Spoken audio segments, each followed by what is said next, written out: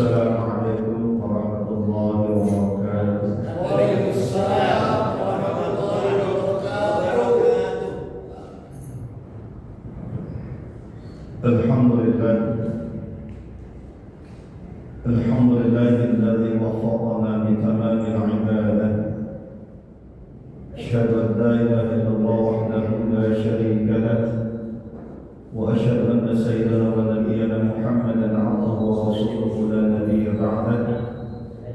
Allahumma shalli wa sallim wa barik ala hadzal nabiyyil karim wa ala alihi wa ashabihi wa dhurriyyatihi ajma'in ila an taquma as-sa'ah.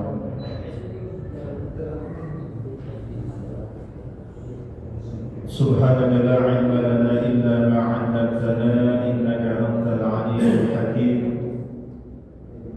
Rabbi shrah li sadri wa yassir li amri wahlul 'uqdatam min lisani yafqahu qawli. Allahumma aghnina bil 'ilmi wa zayyinna bil hilmi wa akrimna bit taqwa waj'alna bil 'afiyah. نشكر الله عز وجل في هذا المساء المبارك بجميع النعم التي وفقنا علينا الوفيرة، ولا نستطيع أن نحصاها بجميع النعم التي عد علينا في هذا المساء. Bersyukur kita kepada Allah di sore hari menjelang malam ini. Kembali kita dipertemukan dalam majlis Mujalasatul Ilmi, majlis Talabul Ilmi, dalam rangka kita menambah kecintaan dengan Al-Quran. Salah satunya adalah dengan cara memperdalam tafsir dari sekian ayat Al-Quran yang Allah berikan kepada kita semuanya sebagai bekal menuju kepada ilmu qiyamah. Amin ya rabbal alamin. Salawat dan salam kita berikan kepada sosok Rasulullah Muhammad sallallahu alaihi wasallam serta para keluarganya, para sahabatnya, para tabi'in, para tabi'ut tabi'in yang senantiasa istiqamah mengikuti sunnah-sunnah Rasulullah sallallahu alaihi wasallam. Para bapak dan jamaah saudara sekalian yang dirahmati dan diberkahi Allah Subhanahu wa taala. Sore hari ini sengaja tidak pakai fokus lebih awal karena masih dipinjam belum dibalikin. Saya pikir bisa dibalikin, ternyata masih belum sempat. Tidak apa-apa. Kita masuk kepada pembahasan tematik Quran surah Ali Imran ayat 6 dan 7, yang mana pembahasan ini sangat panjang sekali. Yang pertama ayat 6 nanti bagaimana proses penciptaan manusia. Huwallazi yusawwirukum fil arhami kaifa yasha. La ilaha illa huwal azizul hakim. Kemudian di ayat 7-nya kita akan belajar terkait dengan salah satu ilmu tafsir terkait ayat muhkam mutasyabih. Dalam bahasa Al-Quran ada ayat-ayat yang multi tafsir yang disebut dengan ayat mutasyabih, yang kemudian pemahamannya warrasikhuna fil ilmi, kita merujuk kepada orang-orang yang dalam ilmunya. Karena ayat ini nanti kalau ditafsirkan secara bebas akan berbahaya maknanya. Ayat-ayat mutasyabih termasuk yang nanti menggiring terkait dengan pemahaman Ar-Rahmanu 'alal 'arsy istawa. Allah bersemayam atau beristiwa di 'arsy. Yang ini kemudian pemahamannya bergeser kepada pemaknaan akidah. Kalau kita tidak memaknai muhkam mutasyabih, maka akan terjebak dengan persoalan-persoalan kafir mengkafirkan nantinya. Ya. Saudara jamaah sekalian, nanti pembahasan muhkam mutasyabih saya akan mengutip ilmu Al-Quran dan tafsir yang saya bawa Dan biasanya materi ini diajarkan kurang lebih muhkam mutasyabih itu ada 12 SKS kalau kuliah. Nah, ini sedangkan jamnya sekarang terbatas.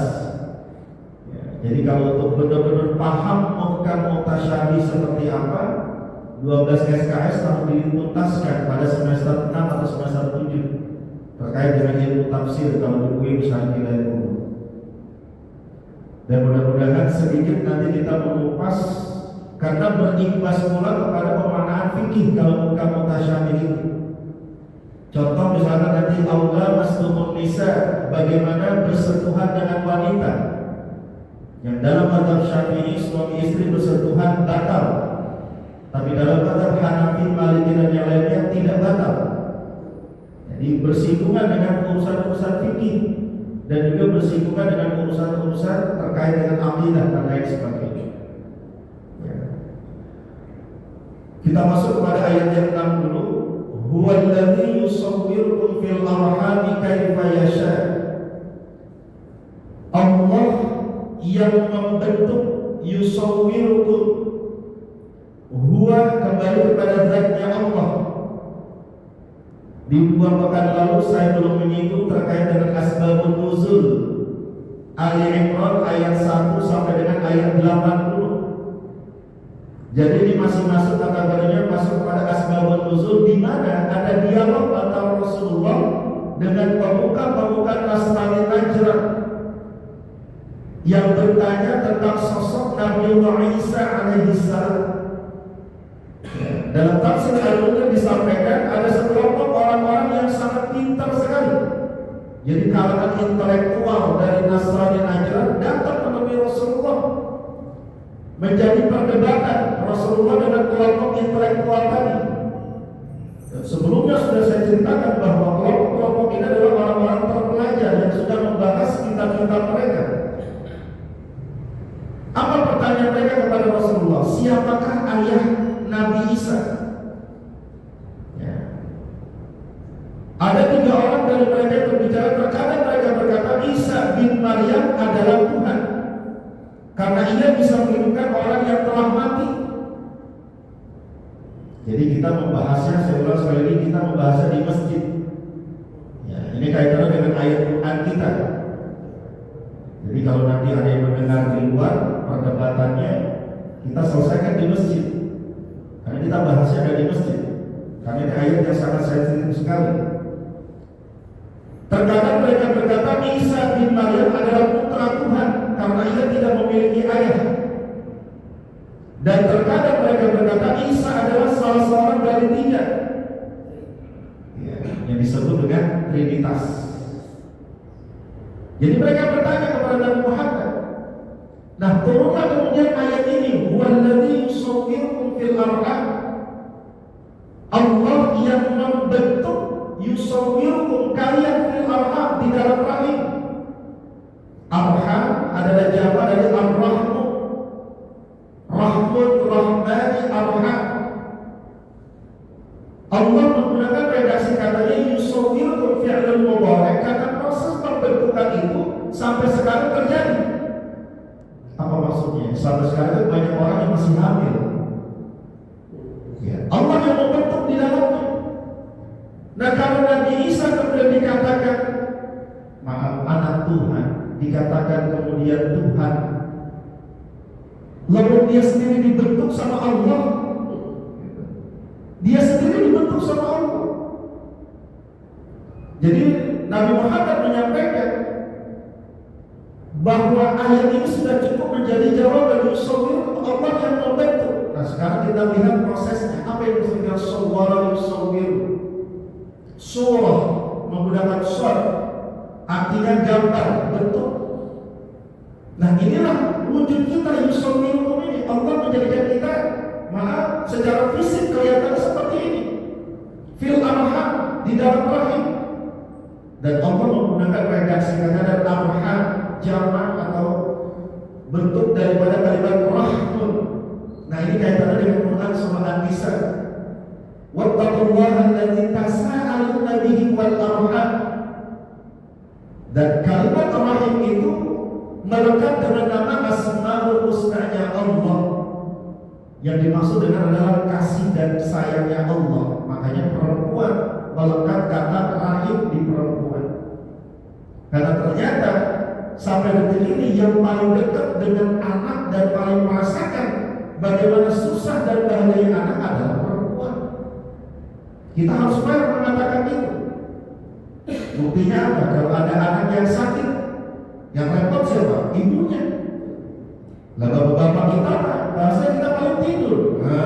Kalau bangunnya iya tar keburu mati itu bocah. Anak kemudian pengen sekolah, yang paling ribet siapa? Emaknya. Anak sakit, anak pengen sekolah, anak urusan apapun yang paling ribet tentang ibunya, karena rahim itu melekat kepada seorang perempuan. Laki-laki nggak ada rahimnya. Alhamdulillah kalau ada laki ada rahimnya bahaya. Betul. Nah, kalimat arham huwa alladhi yusawwirukum fil arham. Allah menyatakan bahwa kita paham bahwa thumma ja'alnahu nutfatan fi qararin makin. Proses kita ini dari nutfah. Nutfah itu adalah percampuran air mani yang ada di dalam sel-sel laki-laki dan perempuan. Nutfah. Kita tidak akan membahas lebih dalam. Yang jelas ini proses alami. Ya.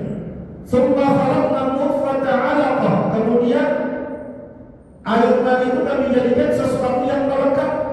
Kalimatnya alaqah itu melekat. Kalau terjemahannya alaqah bermakna darah, segumpal darah. Darah yang masih bercecer seperti kalau perempuan itu lagi menstruasi. Alaqah. Ya. Fa khalaqna al-'alaqata mudghah. Kemudian kami ciptakan alaqah tadi menjadi mudghah. Mudghah itu segumpal daging.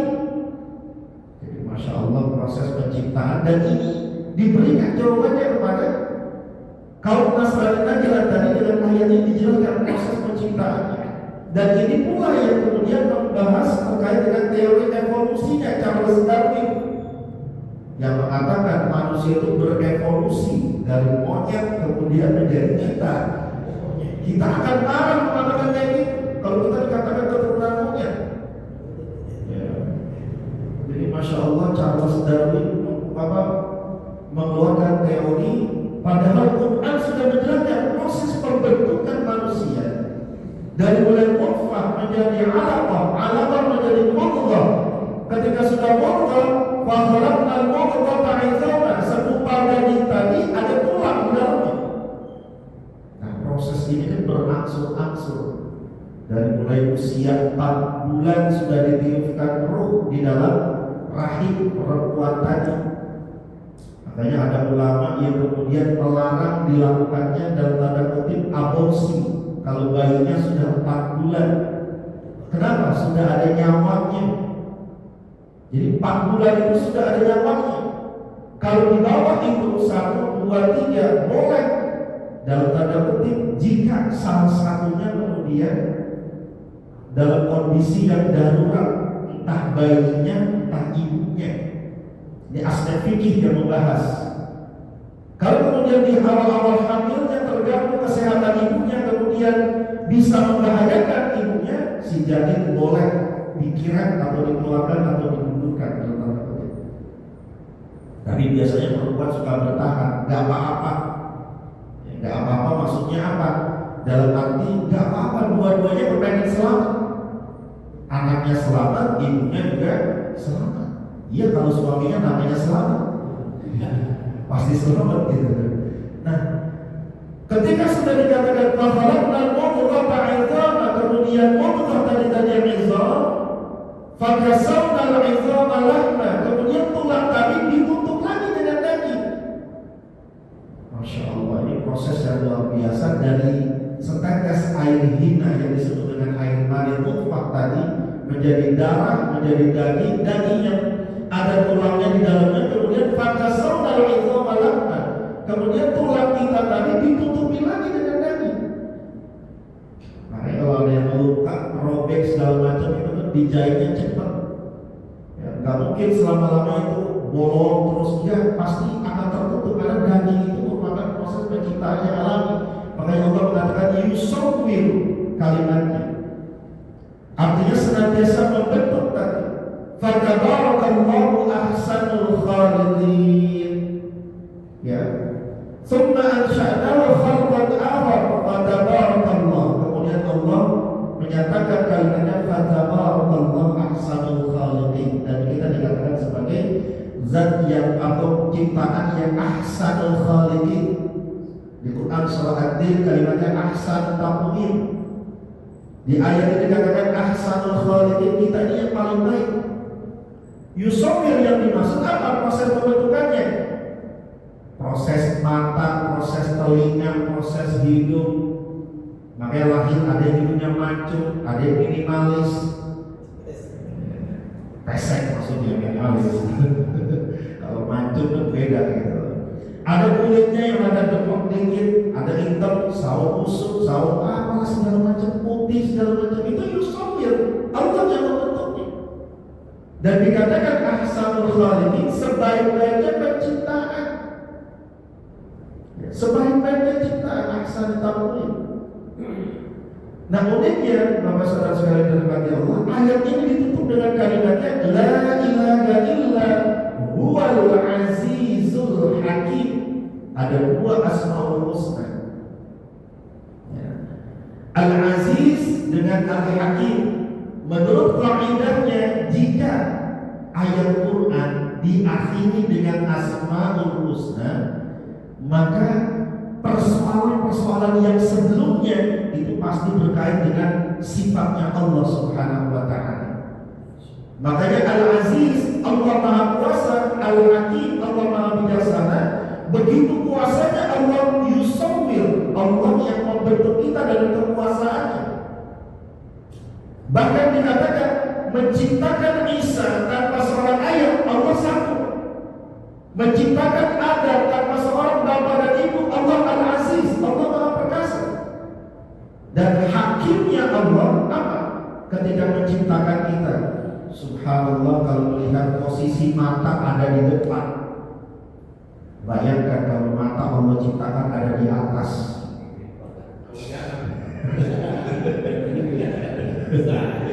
Atau hidung Allah ciptakan ada di atas. Telinga Allah tahu posisinya naudzubillah ada di depan. Mulut mungkin ada di belakang. Ini disebut dengan bahasanya Al-Hakim, Allah Maha Bijaksana, menempatkan ciptaan-ciptaannya tadi pada posisi yang luar biasa sempurna. Makanya kalau ada orang yang kemudian sudah tepat diberikan hidung, kemudian dioperasi, ya, operasi plastik lah, operasi segala macam, itu berarti sudah menentang kekuasaannya Allah. Kalau mafhumul mughalaghah dari ayat ini dikatakan Al-Aziz, Al-Hakim, Allah Maha Kuasa, Maha Perkasa, Al-Hakim dan Maha Bijaksana ketika menciptakan kita. Ada orang yang matanya sipit, ada yang matanya belok. Kalau kita mungkin lagi turun di bandara Jeddah atau di Mekah, di Madinah, orang udah bisa nebak Indonesia. Kenapa orang Indonesia udah kelihatan wajahnya? Ya, kenapa tampangnya udah berbeda sendiri? Indonesia mempunyai beda sendiri. Nah kalau kemudian lihat orang Bangladesh, orang Thailand, orang Jepang, orang Cina, orang Prancis, orang Turki, kita bisa berbeda kalau kulit-kulit mereka beda. Itu adalah kekuasaannya Allah. Ya. Makanya kemudian di ayat ini katakan la ilaha illa huwa, tidak ada Tuhan selain daripada Dia. Sebagai jawaban dari orang-orang Nasrani Najran tadi yang mengatakan bahwa bukankah kalian tahu bahwa tidak ada seorang anak kecuali ia menyerupai ayahnya? Ini jawaban Nabi Muhammad kepada Nasrani Najran. Bukankah kalian tahu bahwa tidak ada seorang anak kecuali ia menyerupai ayahnya? Si Nasrani Najran menjawab benar. Lalu beliau berkata, bukankah kalian tahu bahwa Tuhan kita Maha Hidup, kekal dan tidak akan mati, sedangkan Isa telah mengalami kefanaan? Ini jawaban Nabi luar biasa. Mereka berkata benar. Bukankah kalian tahu juga bahwa Allah yang mengatur, Tuhan kita yang terus-menerus mengatur segala sesuatu dan menjaga dan memberinya rezeki? Nasrani Najran mengatakan benar. Apakah Isa memiliki memiliki sesuatu dari semua itu? Mereka berkata tidak.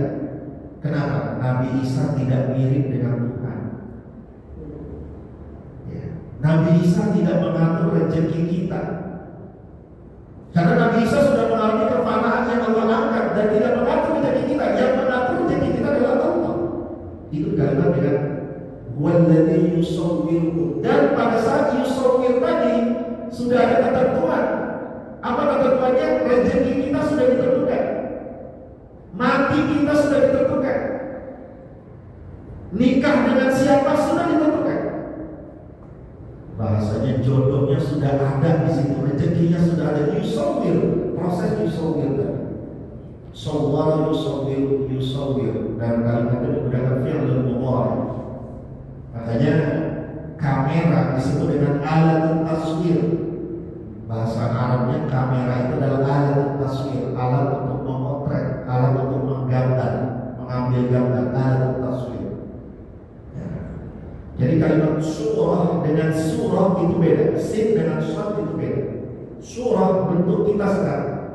Surah yang kita tahu surat dalam bahasa Al-Quran. Ya. Saudara jamaah sekalian dirahmati Allah Subhanahu wa taala. Nah, ketika kemudian Nabi Muhammad, bukankah kalian tahu bahwa Isa dikandung oleh ibunya seperti umumnya wanita lain yang mengandung anak? Dikasih jawaban-jawaban seperti itu untuk memancing pola pikir mereka yang katanya yang datang adalah orang-orang intelektual semuanya. Bahwa Nabi Isa dikandung sama Maryam. Yang mereka memperdebatkan Maryam nggak pernah dicolek laki-laki tapi bisa hamil. Ini kan yang diperdebatkan sekarang. Itulah kekuasaan Allah. La ilaha illa huwa al-aziz al-hakim. Tadi dikatakan jangankan ada ibunya, gak ada bapak, gak ada ibunya, Allah bisa menciptakan anak. Jadi kemudian ini dikatakan sebagai satu perkara yang selalu diperdebatkan. Maryam adalah wanita suci yang gak pernah. Bahkan Isa diberi makan seperti umumnya bayi-bayi yang lain. Kemudian Nabi Isa itu makan, minum, dan buang air. Mereka berkata benar. Beliau berkata lagi, lalu bagaimana bisa kalian memiliki anggapan terhadap Isa seperti itu? Lalu mereka pun terdiam. Jadi Nabi Isa itu makan, Nabi Isa itu minum, Nabi Isa buang air. Kalau kemudian kalian mengatakan Nabi Isa itu adalah Tuhan, ya, itu kan sudah kebangetan. Kenapa? Itu seperti manusia biasa dalam bahasa kita. Makanya di permulaan Ali Imran sampai dengan ayat 80 lebih nantinya ini terkait dengan asbabun nuzul, masih dengan yang saya ceritakan barusan di tafsir Al-Munir disampaikan. Saudara yang sekalian dirahmati Allah. Nah, kemudian ketika berbicara mengenai ayat yang ketujuh, huwallazi anzala 'alaikal kitaba minhu ayatun muhkamat hunna ummul kitab wa ukhra mutasyabihat. Saya katakan ini pembahasannya agak berat, tapi saya pelan-pelan mengatakannya. Huwallazi anzala 'alaikal kitab. Allah yang menurunkan kepada kalian Alkitab. Alkitab maksudnya Al-Quran. Minhu, di dalamnya, kembali kepada Alkitab, ayatun muhkamat. Ada ayat-ayat yang disebut ayat muhkam, ayat yang pokok. Pokok-pokok Al-Quran disebut dengan kalimat muhkam, yakni ayat yang keberadaannya sudah tidak perlu lagi ditakwil, sudah saklek, sudah mutlak dari Allah. Nanti di dekat ini saya jelaskan contoh ayat muhkam itu seperti apa dalam Al-Quran. Hunna ummul kitab, dikatakan itulah pokok Al-Quran. Wa ukharu mutasyabihat, dan yang lainnya adalah mutasyabihat. Kalau menurut tafsir Kementerian Agama, muhkam adalah ayat yang maksudnya sudah terang, sudah tegas, dan dapat dipahami dengan mudah. Sedangkan mutasyabihat ayat yang mengandung beberapa pengertian, sulit dipahami atau hanya Allah yang mengetahui. Termasuk alif lam mim itu mutasyabih. Kalau kemudian ada orang yang mencoba mentafsirkan, mentakwilkan alif lam mim, ha mim, kaf ha ya ain sin soain soal segala macam, itu berarti ada orang-orang yang zaimun fi qulubihim, ada kecenderungan hati mereka. Jadi ketika berbicara kalimat alif lam mim, wallahu a'lam bimurad, itu mutasyabih contohnya terkait dengan ayat Al-Quran. Nah, saya mengambil beberapa kaidah dalam bahasa muhkam mutasyabih.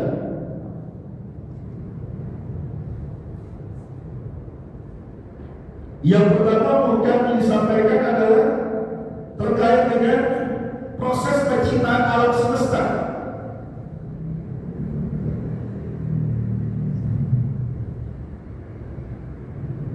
Ayat mutasyabih yang tidak logis. Inna rabbakumullahu alladzi khalaqas samawati wal ardi fi sittati ayyamin. Kita tahu Allah menciptakan alam semesta ini kan 6 hari. Nah, kalimat sittatu ayyam 6 hari nggak bisa diartikan sebagai hari logika kita. Kalau kemudian kita berani mentafsirkan ini hari logika kita 6 hari, wah itu salah. Kenapa? Ada ayat lain mengatakan bahwa satu hari wa inna yawman 'inda rabbika ka'alfi sanatin mimma ta'udun. Satu hari di sisi Allah itu seperti 1000 tahun menurut perhitungan manusia. Nah, kan beda pemanaannya. Jadi kalau dikatakan Allah menciptakan alam semesta fisik tadi ayam jamu dari yaumun yaumani ayyam. Nah, kalau 6 hari berarti kita menyimpulkan Allah itu ada masanya. Nah, dalam tafsir Al-Qurtubi dan Imam yang lain dikatakan ayam yang dimaksud masa. Berbicara mengenai masa itu tidak ada perdebatannya lagi. Jadi ayat ini tidak akan menjadi selesai dengan kalimat sittatu ayyam. Ada lagi ayatnya inna rabbakumullahu alladzi khalaqas samawati wal ardi fi sittati ayyam tsumma istawa 'alal 'arsy. Jadi ketika Allah menciptakan langit dan bumi ini, ada 6 hari kemudian Allah istiwa di arsy, itu masih menjadi perdebatan. Kalau kelompoknya dalam tanda kutip yang sebelah Salafi Wahabi dikatakan iya memang Allah ada di arsy.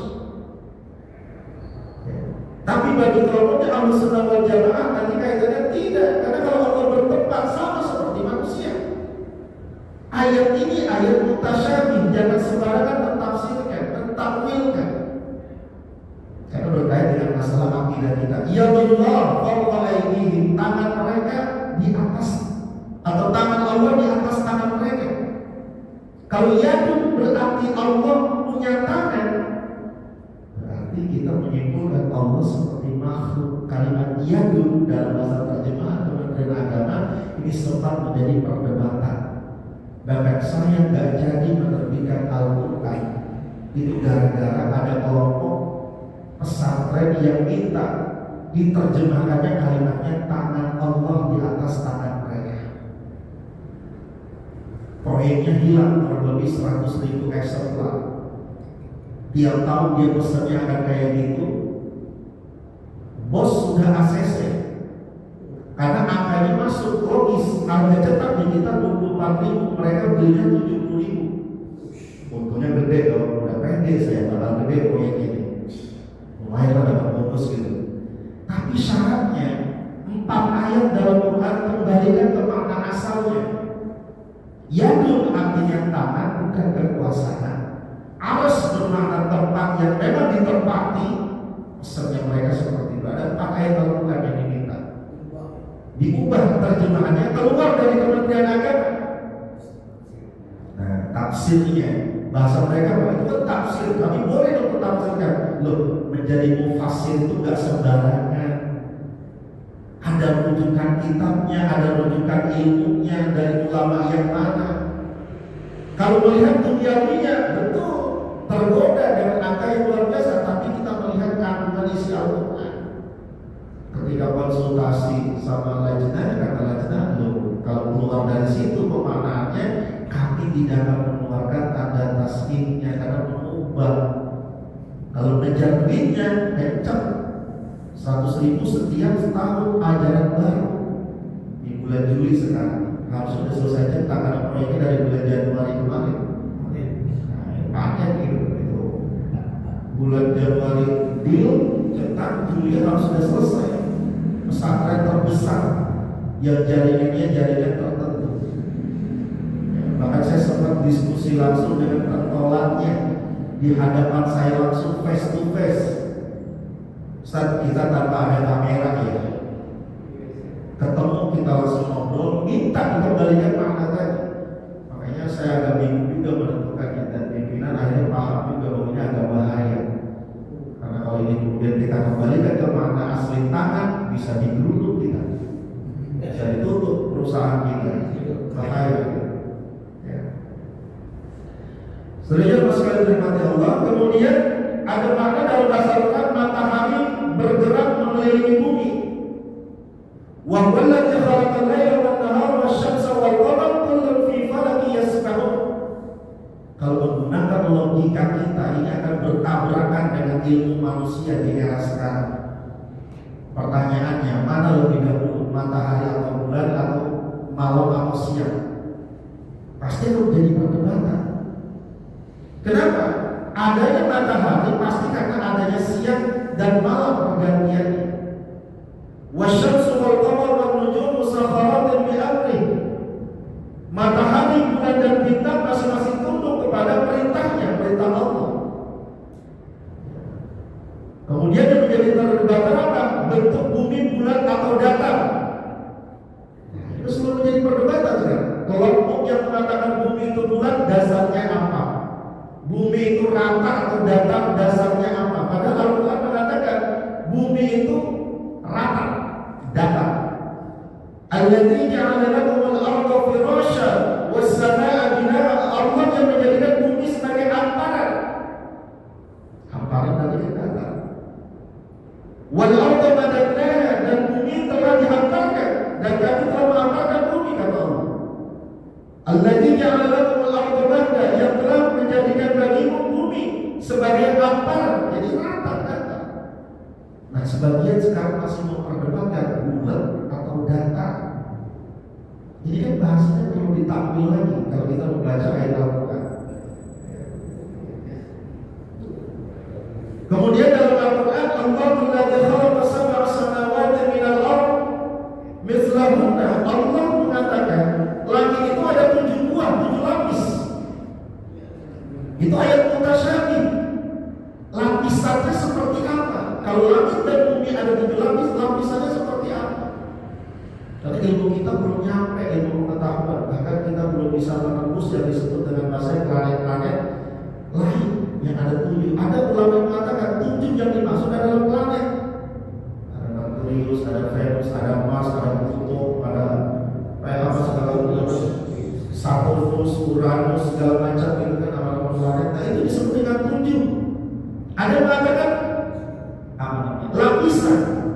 lapisan bumi ada 7, lapisan langit ada 7. Masya Allah, kita belum sampai memikirkan hal-hal seperti ini, tapi udah punya duluan.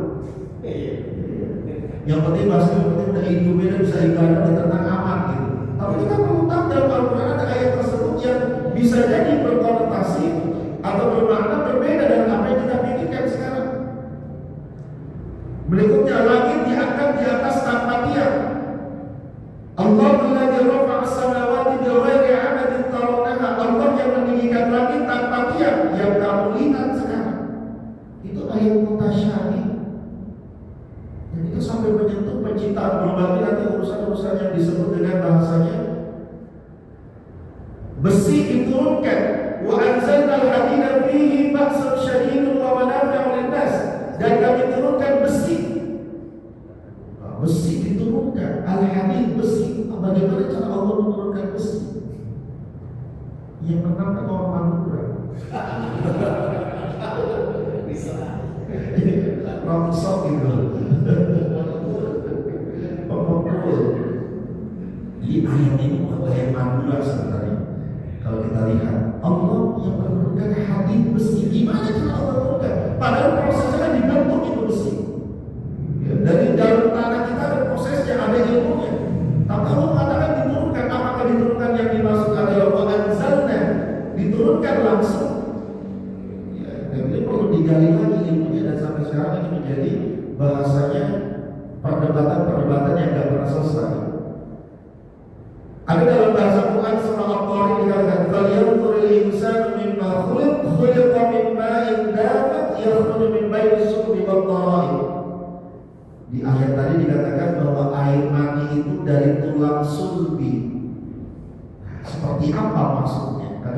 namanya adalah taraib, dari turab, dari tanah yang diciptakan oleh Allah Subhanahu wa taala. Ada lagi mutasyabih tentang wujudnya Allah, kullu syai'in halikun illa wajhah. Segala sesuatu itu akan musnah kecuali wajahnya Allah. Nah, wajahnya Allah dikonotasikan seperti apa? Ini ayat mutasyabih. Jangan kemudian mengatakan Allah berbentuk ada wajahnya. Kalau Allah berbentuk ada wajahnya, mirip berarti dengan manusia. Nah, ada kelompok sebelah mengatakan itu kan pola pikir Anda yang kemudian menyimpulkan Allah itu berwajah. Pokoknya maunya Allah ada wajahnya dan dalam mungkin kullu syai'in halikun illa wajhah. Kayak lari pada persoalan teologi nantinya. Wah, ribet kalau ada persoalan teologi di sini. Ya. Allah ada di langit. Am amintum man fis samaa'i aw yursila 'alaikum hasiba. Apakah merasa aman terhadap Allah yang ada di langit bahwa Dia akan mengirimkan badai yang terbang? Ya, makanya kita kadang-kadang kalau ditanya Allah dari mana? Di atas. Ya, ada yang mengatakan konotasi ke atas itulah Allah ada tempatnya. Dan kadang-kadang kalau lagi mentok dengan satu masalah kita suka bilang terserah yang di atas. Padahal yang di atas ada tokek, ada cicak, ada apa segala macam, terserah yang di atas. Tapi kita selalu mengatakan, kalau mengatakan terserah yang di atas, seolah-olah Allah itu ada tempatnya di atas. Nah, ini ayat mutasyabih. Dan yang tahu ayat-ayat takwilnya, tafsirnya, nggak sembarang orang. Ya, bahwa kita ini masih terbatas keilmuannya. Tadi yang saya bahas, kalau lamastum nisa falam tajidu ma'an fatayammamu sa'idan thayyiban. Terkait dengan tayamum saja menjadi perdebatan. Ada orang sedang tayamum dalam kondisi lagi kemarau, tiba-tiba hujan, batal dan tayamumnya. Ayo, bingung kan? Ini persoalan fikih, itu ayat mutasyabih. Jadi mayoritas ayat Quran itu adalah mutasyabih. Muhkamnya sedikit sekali. Muhkam itu paling perintah tentang sholat, puasa. Itu pun butuh pemaknaan lagi. Kapan sholatnya? Makanya kata tulis sholat kita itu kan ada 3. Ada sahur di Quran surah Al-Ma'un. Fawailul lil musallin alladzina hum 'an sholatihim sahur. Sholatnya lalai. Yang kedua adalah khasyi'un di Quran surah Al-Mu'minun. Dan yang ketiga adalah da'imun.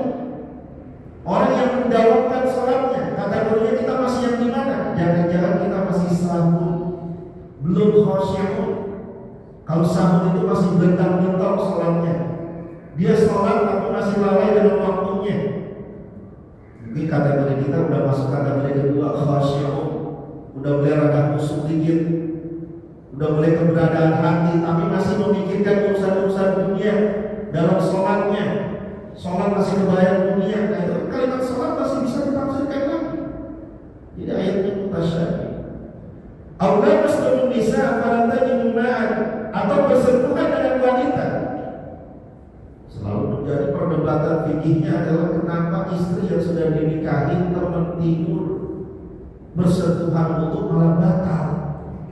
Itu kayak gak asik banget gitu. Ya, bahasa fikihnya begitu, gak asik banget ini fikih gitu. Lalu teman kita tidur kemana-mana barengan, boncengan bareng, tapi bersentuhan untuk malah batal. Itu mazhab Syafi'i. Masalah fikih bukan masalah asik gak asik. Ya, ini masalah hukum, masalah aturan. Tapi Hanafi, Maliki, Hambali membolehkan, tidak ada masalah. Pegangannya yang mana? Silahkan ikuti perbandingan mazhab yang ada. Ya. Itu ada contoh dari Rasul. Kenapa? Ya, bersentuhan itu. Nah, biasanya kan ada fikih tuh. Saya agak bahaya kalau bahas masalah ini karena terkait dengan perbedaan pendapat dalam mazhab. Ya, di urusan yang sholatnya aja tuh, kemarin Abi Hamid yang di Al-Mudaththir yang bersandar. Selesai saya menjelaskan sholat 4 mazhab, WA ada kurang lebih 10 WA yang masuk. Saya bilang apa? Jangan membahas masalah mazhab kalau dalam fikih. Ini mintanya sholatnya versi 4 mazhab, akhirnya ribut. Sudah pesan dari awal, hati-hati ya kalau saya menjelaskan begini, kemudian pasti ada benar itu ada 10 WA. tadi Ustaz menjelaskan begini, padahal posisinya harusnya begini. Udah saya gak jawab apa, sekarang saya diemin. Nah, habis kalau diskusinya melalui WA kan ribet gitu. Kalau terkait dengan contohnya Rasulullah dengan Aisyah itu pernah bersentuhan. Iya, pernah bersentuhan dan tidak membatalkan. Tuh. Tapi dalam mazhab Syafi'i tidak kayak gitu. Makanya ditinjaunya dari aspek yang berbeda. Apa sih mazhab Syafi'i maunya? Nah, tinjau. Ini orang maunya apa sih? Gitu. Ternyata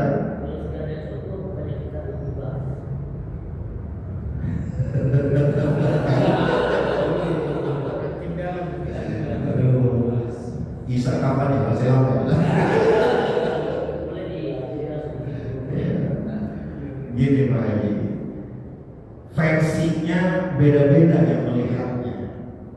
Jadi kalau kita tahu bahwa hadis ini sahih secara sanadnya, secara matanya, ya analoginya gini lah, analogikannya, sallu kama ra'aitumuni usalli. Sholatlah kalian sebagaimana kalian melihat aku sholat. Ketika Rasulullah sholat, ada sahabat yang lihat. Suatu ketika Rasulullah sholat pada saat tertentu di tempat lain, ada sahabat lain yang ada di Madinah yang tidak melihat Nabi. Artinya dalam kutip ada sedikit perbedaan, rukuknya segala macam, sujudnya dan segala macam berbeda. Urusannya masalah kunut juga. Ya, kunut dalam mazhab dikatakan, kita kunut fair mengatakan ini bukan sesuatu yang bid'ah. Ya, Syafi'i mengatakan silakan. Hambali Maliki ada juga mengatakan boleh mengikuti. Tergantung dari aspek mana yang dilihatnya. Memang ada kalimatnya intibah. Kita mengikuti Nabi Muhammad SAW. Ada kalimatnya ada intibah, ada taklid. Kita ini muqallid, mengikuti saja. Kenapa kemudian Aisyah pernah bersentuhan dengan Nabi kemudian dikatakan tidak batal? Ada kajian historisnya yang kemudian ada orang lain yang melihatnya suatu ketika Nabi mengatakan batal. Jadi Masya Allah di sinilah perbedaan dan ini aneka ragamnya fikih kita. Kalau Syafi'i mengatakan itu adalah ajnabiyah, orang asing yang kalian nikahi. Istri itu ajnabiyah, orang asing yang kita nikahi. Nah, kalimat aulamas la masalulamis artinya bersentuhan. La masmu bersentuhan, ada yang mengatakan tanpa syahwat. Kalau tanpa syahwat tidak apa? Nabi bersentuhan dengan Aisyah tanpa syahwat. Kenapa? Karena banyakkan ibadahnya. Namun kalau kita levelnya beda. Kalau tanpa syahwat silakan tidak batal. Tapi karena pertanyaannya syahwat itu tidak bisa dihitung, tidak bisa ada takarannya. Apakah kemudian bersentuhan saja, kemudian tiba-tiba dikatakan nafsunya gede, kebabatan banget itu bersentuhan dikit harus nafsu apa? Nah ada kemudian dikatakan kalau masuk bisa kalau tanpa hijab boleh, tidak ada masalah. Istri pakai mukena, kita toel dikit, tidak masalah, tidak batal. Makanya tadi Mahari saya agak ragu kalau masuk ke wilayah sini. Panjang perdebatannya. Teks hadisnya satu-satu dibuka. Kalau kita mau fair, kapan Rasulullah? Konteksnya apa? Pada saat lagi kapan? Pada saat bagaimana? Aisyahnya lagi bagaimana? Lalu mencium istri ketika puasa juga kan dikatakan bahasanya Nabi pernah mencium Aisyah. Nabi pernah mencium Aisyah pada saat lagi puasa. Ciumnya Nabi kepada Aisyah kan tanpa syahwat. Lah kita betul. Ya, makanya memang uniknya mengkaji ayat mutasyabih itu kalau sudah berkait dengan masalah-masalah fikih.